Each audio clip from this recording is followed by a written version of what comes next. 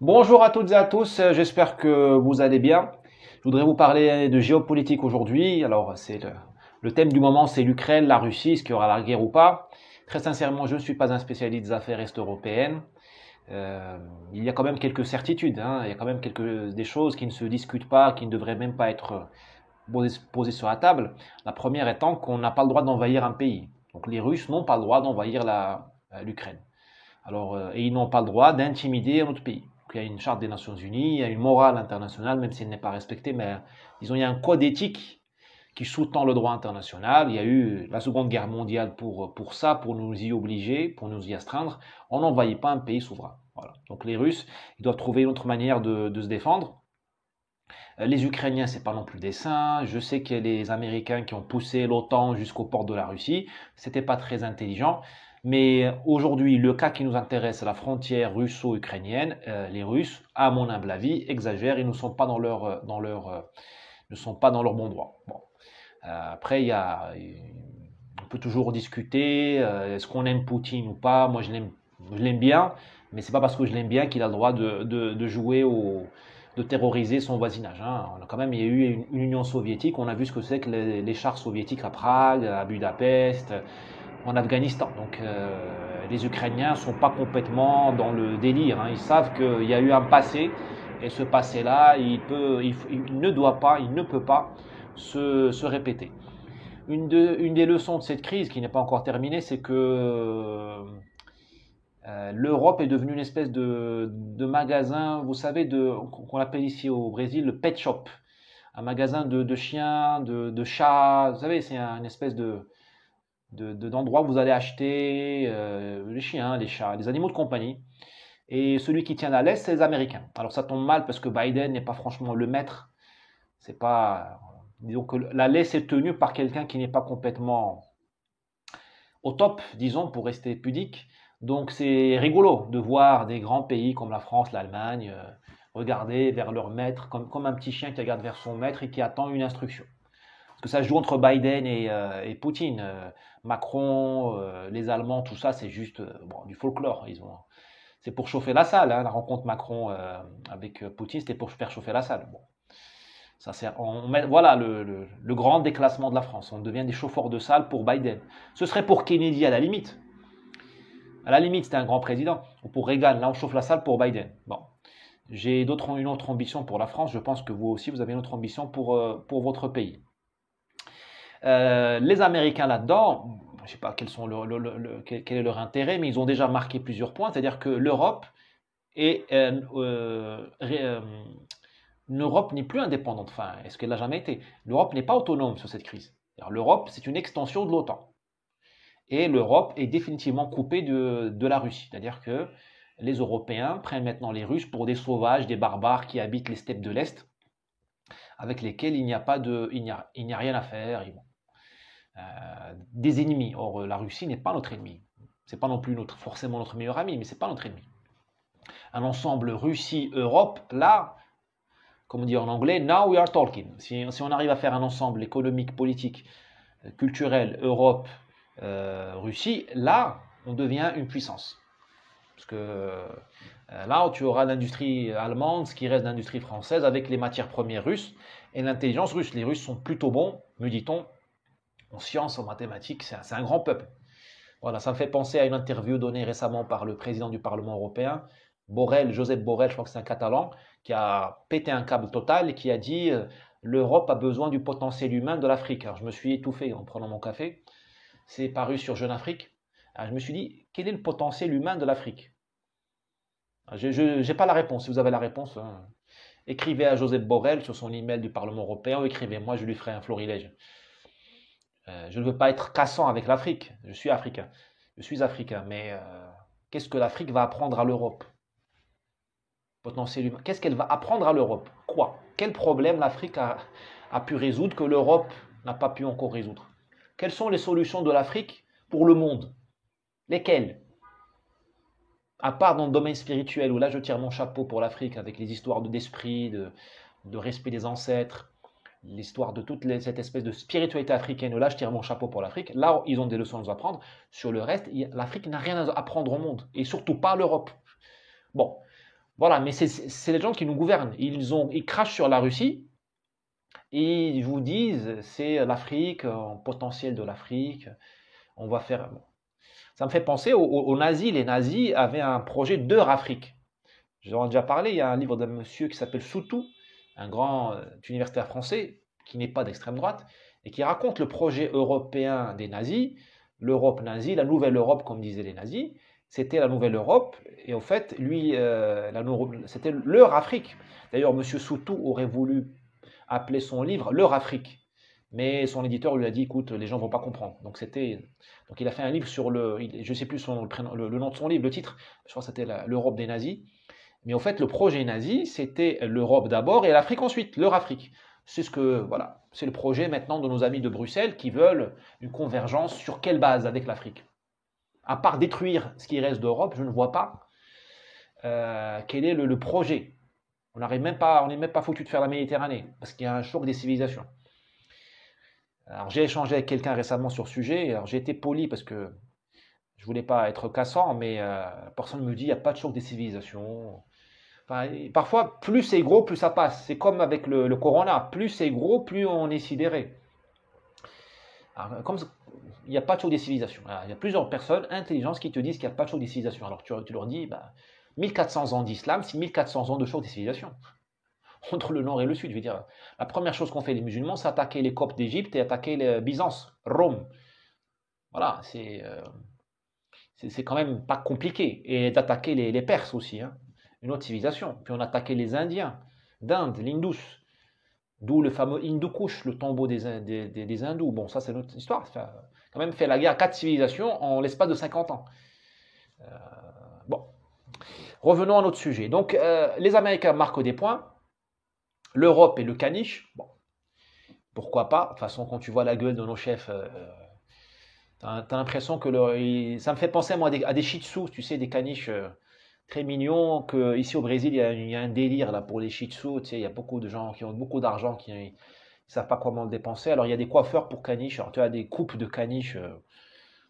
C'est du délire total.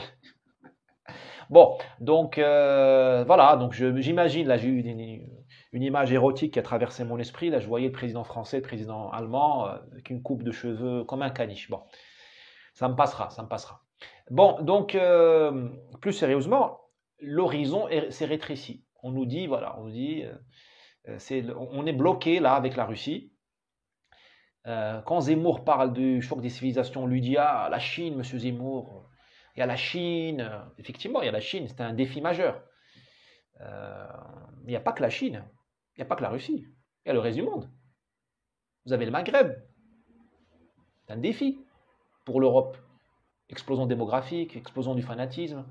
Le Maroc, en une journée, a déversé 30 000 migrants, 30 000 clandestins à Ceuta, qui est techniquement territoire espagnol. C'est contesté, mais techniquement, c'est 30 000 en une journée. Ça s'appelle une puissance. Le Maroc est devenu une puissance. Le Maroc n'a pas besoin d'avoir l'arme nucléaire pour intimider l'Espagne, ou demain la France ou l'Italie.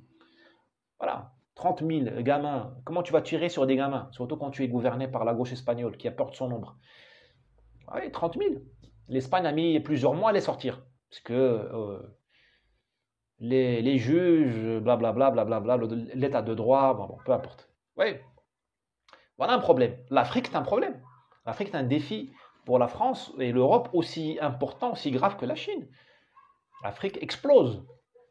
Voilà. Donc ça, c'est un défi. Tu n'as pas besoin d'avoir des usines ou d'avoir des missiles transbalistiques, je ne sais pas quoi, la transcontinentaux, pour être une menace pour l'Europe. Tu as toutes les mafias là qui sont une menace pour l'Europe et qui sont tu as l'islam. L'islam est une menace, est un défi. Bon, je vais être gentil parce que l'islam est un défi pour l'Europe et pour la France du même acabit que la Chine. Parce qu'avec la Chine, tu peux toujours discuter, tu peux toujours faire un traité avec la Chine, des traités de protectionnisme. La Chine, au pire, tu peux la sortir de l'OMC. Tu lui dis, voilà, tu fais travailler les Ouïghours, les enfants, les esclaves, les prisonniers. On te sort de l'OMC. Tu ne réponds pas aux règles du libre-échange. Mais qu'est-ce que tu fais avec l'islam? Avec qui? L'islam, tu n'as même pas de capital avec qui discuter. Tu n'as même pas un téléphone. Avant, il y avait le téléphone rouge entre Moscou et Washington pour les crises graves. Là, à qui tu vas téléphoner pour régler le problème de l'islam en Europe. Demain, tu as une tifada en France, comme il y a eu en 2005 à Villiers-le-Bel. Qu'est-ce que tu fais? Qui tu appelles? Qui tu appelles? Rabat, Alger, Riyad, Amman, Le Caire, Beyrouth, Téhéran. Tu appelles qui? Tu n'as pas d'interlocuteur. Demain, tu as des centaines de milliers de jeunes qui se déversent sur la frontière, les frontières sud. Qui tu appelles? Avec qui tu parles? L'Union du Maghreb arabe ne fonctionne pas. Tu peux appeler et le standard ne répond pas. La Ligue arabe, quand elle se réunit, les types, ils se disent, bientôt ils vont se réunir avec des canifs parce qu'ils se détestent tellement entre eux que voilà. La Ligue islamique ou la conférence islamique, pas vraiment fonctionnelle. L'Union africaine, c'est rendez-vous à OK Corral, ils sont d'accord sur rien. C'est pas la CEDEAO explose. Avec qui tu as parlé? L'Union pour la Méditerranée, un bon projet de Sarkozy n'a pas été mis en œuvre. Et voilà, avec qui tu vas parler? Donc la Chine, c'est un défi moins grave que l'islam. Et l'islam est sur ton sol. La Chine, tu peux toujours dire on va faire du protectionnisme, on ne va pas acheter votre matériel. Comme a fait l'Angleterre avec le Brexit, à la limite, elle a dit merde à l'Europe et son sort pas trop mal. Bon, elle souffre un peu, mais bon. La liberté a un prix. Sinon, il n'y aurait pas eu l'esclavage. Pourquoi il y a eu l'esclavage? Parce que, entre autres raisons, parce que les gens ont accepté d'être asservis. Ils n'ont pas voulu payer le prix de la liberté. Là, l'Angleterre nous a montré que l'esclavage, n'est pas irréversible, hein. N'est pas inéluctable. Tu peux t'affranchir, mais tu payes le prix. Ouais. Tu n'auras pas de kiwi, tu n'auras pas d'iPhone pendant quelques temps. Parce que la France ne te les livrera pas, ou la Chine ne te les livrera pas. Bon, on s'en fout. Il vaut mieux être libre que de manger du kiwi ou d'avoir des iPhones. Bon. Mais avec l'islam, tu fais quoi? Tu as 10 millions, tu as 30 millions de musulmans en Europe. Qu'est-ce que tu fais? Ils sont au Danube, ils sont à Berlin, ils sont en Suède. Qu'est-ce que tu fais? Demain, disons 10% des musulmans d'Europe s'enflamment. 10%, parce que tout le monde n'est pas islamiste. Hein, pas... 10%, tu as 3 millions de malades mentaux chez toi. Qu'est-ce que tu fais? Qu'est-ce que tu fais? Tu n'as plus de démocratie, tu n'as plus rien. Tu es en état de siège permanent. Qu'est-ce que tu fais? Voilà un vrai sujet. Alors on nous dit, oui, la Chine, tout ça, c'est bien. Mais la Chine, c'est facile. La Russie, c'est facile. Parce que c'est des gens rationnels avec qui tu peux discuter. Mais là, qu'est-ce que tu vas faire avec le monde islamique? En plus, l'islam est une idée extrêmement forte. Il y a le souffle divin là-dedans. Bon, après, vous pouvez ne pas me mettre d'accord avec moi, mais c'est une idée qui est là, qui est très... c'est irrationnel. Tu ne vas pas discuter avec le souffle divin, avec une religion. Tu ne discutes pas. Tu vois, je veux dire, c'est là. Voilà, il faudra apprendre à vivre avec. Et croyez-moi, ça va être plus difficile que de vivre avec le virus du corona. La maladie imaginaire de... Enfin, le corona existe, il a tué des gens, j'ai des amis qui sont morts de ça. Donc, mais c'est la peste noire imaginaire, c'est l'apocalypse imaginaire. C'est juste il y a un court-circuit dans la tête de nos chefs qui ont fait que court-circuit, hold-up, escroquerie, on verra plus tard. C'est le coup du siècle peut-être. Mais là, l'islam, tu ne peux pas vivre avec tranquillement. Parce que, bon, vous connaissez tout le sujet, on va pas revenir dessus. Lisez le livre de la diversité au séparatisme, mon livre, qui est en format e-book, PDF, 50 pages. Il est en vente sur mon site. Et vous allez, voilà, je trouve que tout y est. En 50 pages, vous voyez ce qui nous attend. Voilà un souci. Tout à fait passé sous silence parce qu'on a l'impression que c'est pas un problème. Donc le monde ne se rétrécit pas au problème de l'Ukraine, à la Russie, à la Chine. Vous avez l'Afrique, vous avez le monde islamique, vous avez les mafias, on en a parlé, et nous avons aussi des opportunités. Là, je vous ai parlé des menaces, des défis, mais aussi des opportunités. Il y a un continent qui est vide, qui est catholique et qui est occidental. C'est l'Amérique latine, où je me trouve actuellement, qui est le grand absent de nos calculs géopolitiques. Les abrutis qui nous gouvernent n'ont pas mis l'Amérique latine dans leur équation. C'est notre recul stratégique. Si ça pète, on ira tous au Brésil, ou en Colombie, ou au Mexique, ou en Équateur. C'est vide. Il y a de l'eau et ils sont catholiques. Donc tu es à la maison. Je vous rappelle que les Brésiliens sont des Occidentaux. Ce sont nos frères et nos sœurs. Les Colombiens sont nos frères et nos sœurs. Ce sont des Occidentaux. Le Mexique est occidental. Culturellement, émotionnellement, ils font partie de notre monde. Donc vous êtes à la maison chez vous, ici. Et ça tombe bien, c'est vide, c'est gorgé d'eau potable et les terres sont fertiles. Je vous rappelle que le Brésil n'exploite que 8% de ses terres. quoi qu'on en dise M. Macron avec son délire, le Brésil n'exploite que 8% de ses terres. Et 8% des terres brésiliennes nourrissent 1,5 milliard d'êtres humains, majoritairement en Chine. Vous voulez emmerder les Chinois pour parler comme M. Macron, ben vous gagnez le Brésil. Vous gagnez la confiance des Brésiliens. Parce que si le Brésil se décide, si les camionneurs brésiliens, je vous donne un tuyau, si les camionneurs brésiliens se décident à faire grève, la Chine ne mange pas de soja, ne mange pas de... Le monde arabe ne mange pas de viande. Hein. Parce que la viande qui va à Dubaï, qui va en Arabie Saoudite, elle vient d'ici, du Brésil. Le poulet, le jus d'orange, exportateur numéro 1 du jus d'orange. Donc si quelqu'un t'embête au niveau du golfe du canal de Suez au Moyen-Orient, ben, c'est les Brésiliens qui peuvent les affamer. Si les Chinois la ramènent trop, ben, les Brésiliens peuvent les affamer. Tu sais, une grève ici au port de Santos, qui est le premier port du Brésil, qui est pas très loin d'ici, à 70 bornes. Tu sais, tu sais, ici il pleut beaucoup, il y a beaucoup de glissements de terrain. Un glissement de terrain, un arbre qui tombe sur l'autoroute qui dessert le port de Santos, la Chine ne bouffe plus de jus d'orange, ne boit plus de jus d'orange. Elle mange plus de bœuf brésilien. Parce qu'il n'y a pas d'alternative au Brésil pour l'agriculture. Les terres, il y en a en Afrique, mais c'est soit miné par des mines antipersonnelles, soit tu as des guérillas malades comme celle de l'ordre de seigneur, là, je ne sais pas comment il s'appelle, Joseph Kony, là, qui coupe les bras des gens. Soit tu as pas de port pour écouler le produit, tu n'as pas de pipeline, tu n'as rien. Il n'y a pas de terre. Le Sud-Soudan, il y a des terres sympas, mais c'est la guerre. Et puis c'est enclavé. La Côte d'Ivoire, c'est à des coupeurs de route tout le temps. Le Nigeria, ça part en vrille. Tu n'as pas de terre en Afrique. Enfin, elles existent, mais elles ne sont pas exploitables. Tu as où les terres? Où est-ce que tu vas planter le soja ou le blé? Enfin, le blé, ça ne pousse pas au Brésil. Mais est-ce que tu vas planter le maïs, le riz? Tu vas le planter où? En Indonésie. C'est déjà surchargé. Au Vietnam, c'est déjà au maximum. Il y a 80 millions de Vietnamiens, je crois. C'est déjà au maximum. Tu vois, vous voyez, c'est évident. Et pourtant, nos Macron, tout ça, ne comprennent pas ça. Ils crachent sur Bolsonaro, alors que le Bolsonaro, ou celui qui remplacera en 2022, s'il n'est pas élu, les élections sont en novembre. C'est notre recul stratégique, c'est notre grenier à blé. L'Amérique latine est très mal gérée aussi, donc elle a besoin d'amour, elle a besoin d'un papa. Et elle regarde vers l'Europe et les États-Unis comme à la recherche d'un papa.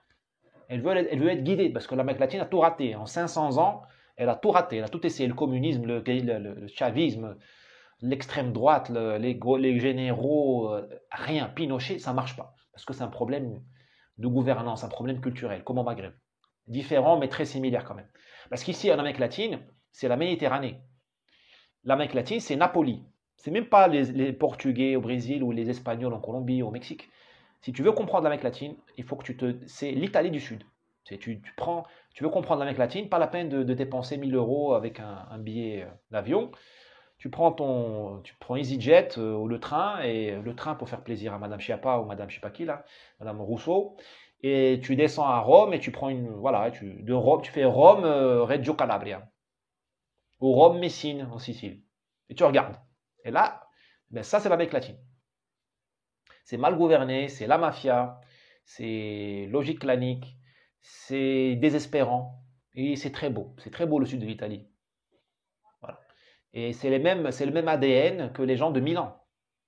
C'est le même, c'est des Italiens, ils parlent la même langue, c'est le même ADN. Et pourtant Milan, la ville, a un excédent commercial avec la Chine, Milan, et pas Napoli, pas Reggio Calabria. Voilà. Tu peux déverser tout l'argent du monde à Reggio Calabria ou à Napoli, ça ne bouge pas, ça restera sous-développé. Alors que Milan n'a pas besoin d'aide, parce que Milan fait de la... Pourtant, c'est la même culture. Et ici, surtout au Brésil, l'élément italien du Sud a beaucoup déterminé la culture brésilienne, surtout notamment dans l'état de São Paulo, où c'est un état majoritairement peuplé par des descendants d'Italiens. Donc ces gens-là, ils savent qu'ils ont fait quelque chose, enfin, ils sont désespérés. Ils ressentent un besoin d'Occident, un besoin ils ont une parenté avec l'Occident et ils veulent que l'Occident les aide à se sortir de l'ornière. Ça tombe mal, l'Occident est en train de partir en vrille. Donc, mais peu importe, vous avez ici un soft power. Vous, la France, l'Allemagne, l'Angleterre, les États-Unis, l'Italie, ils sont prêts à vous aider. Ils sont même prêts à vous donner des bouts de territoire si vous leur parlez bien. Les Brésiliens ne savent pas quoi faire de l'Amazonie. C'est énorme. C'est plus grand que l'Europe. L'Amazonie, c'est plus grand que l'Europe des 27. Donc, ils ne savent pas la gérer. Mais c'est pas. Donc, si vous leur parlez bien, vous arrêtez de leur cracher dessus, vous arrêtez de traiter Bolsonaro de fasciste, peut-être que, certainement, ils vous autoriseront à les aider à monter de la recherche en biodiversité, une exploitation durable. Les gens sont demandeurs. Les Colombiens ne savent pas quoi faire contre la guérilla. Ils ont tout essayé. Voilà. Mais peut-être que si vous arrêtez de les traiter comme des sous-hommes, vous aurez, enfin, il faut le faire ici, un partenariat stratégique, même pas de long terme, c'est un partenariat de civilisation. Vous êtes chez vous ici. Il n'y a que Macron et les abrutis qui gouvernent. Bon. Il n'y a que ces gens-là qui n'ont pas compris ça. Votre avenir, si vous avez un avenir, il se joue ici. Il ne se joue pas en Bulgarie ou au Maroc ou au Sahel. Maroc, Sahel, tout ça, ça va lentement dériver. C'est au fond du trou. Ce sont des civilisations qui ont tout raté et qui se décomposent. C'est ce que j'appelle une momie. Je l'ai mis dans un livre sur le Maroc qui s'appelle Mon père, le Maroc est mort. Le Maroc est une momie, encore une momie en bonne conservation, c'est-à-dire ça a l'air vivant, mais c'est pas vivant. Ça se décompose. Alors, le Sahel, c'est une momie qui est en train d'être bouffée par les hyènes. Vous voyez l'image. Donc, avec ces pays-là, vous pouvez faire du containment, vous pouvez faire réduire les nuisances. Mais là, vous avez un avenir. Là, vous avez de la valeur à créer. Alors, pour terminer sur le Maghreb et l'Afrique, bon, ce sont des momies en décomposition, pour certaines. Vous voyez, il n'y a pas d'espoir. Mais il y a des choses à faire. Il faut que vous organisez l'impuissance des Africains et des Maghrébins. Il ne faut pas qu'il y ait d'Afrique unie, parce qu'elle sera unie contre vous. Il ne faut pas qu'il y ait d'Afrique unie. Il faut qu'il y ait des plaques africaines unies autour de la Côte d'Ivoire qui bossent pour vous. Ça ne veut pas dire qu'il faut recoloniser, non. Ça ne veut pas dire qu'il faut faire la France-Afrique. Ça veut juste dire qu'il faut être malin. Il faut organiser l'impuissance de vos rivaux, de vos partenaires, et récompenser les gens qui jouent votre jeu. Mais là, on n'a pas le temps d'en parler. Il y a des choses à faire. Il n'y a pas que la Chine, la Russie. Vous avez un environnement qui pose un défi. Sur l'islam, c'est un autre sujet. J'en ai parlé dans mon livre. Voilà, merci beaucoup. J'espère avoir été utile. À demain.